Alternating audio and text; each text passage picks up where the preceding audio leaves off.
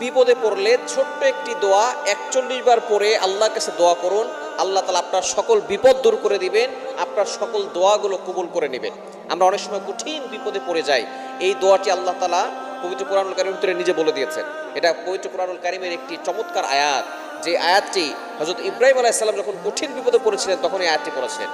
ইব্রাহিম আলাইহিস সালামকে যখন নমরুদ আগুনে নিক্ষেপ করেছে, তখন তো আগুন ইব্রাহিম আলাইহিস সালামকে জ্বালায় নাই। জিবরাইল আলাইহিস সালাম এসে বলতেছেন, আল্লাহর পয়গম্বর, আপনি শুধু আমাকে অর্ডার করেন, এই সব কিছু শেষ করে দিব, আমার কোনো সাহায্য লাগবে কিনা? ইব্রাহিম আলাইহিস সালাম বলেছেন যে না, যে আল্লাহ আমাকে সৃষ্টি করেছেন সে আল্লাহ কি দেখছেন না যে নমরুদ আমাকে আগুনে নিক্ষেপ করছে? বলে হ্যাঁ দেখছেন। পরে বলতেছে যে ওই আল্লাহ যদি চান তাহলে একবার নয় লক্ষবার আগুনে ঝাঁপ দিতে আমি প্রস্তুত আছি, ওই আল্লাহর জন্য লক্ষবার জীবন দিতে প্রস্তুত আছি। কিন্তু ওই আল্লাহ যদি চান সে আমাকে বাঁচাবেন, তাহলে কারো সাহায্য লাগবে না, সে আল্লাহ নিজে আমাকে বাঁচাতে পারেন। এরপর ইব্রাহিম আলাইহিস সালাম একটি দোয়া পড়েছিলেন, যে দোয়ার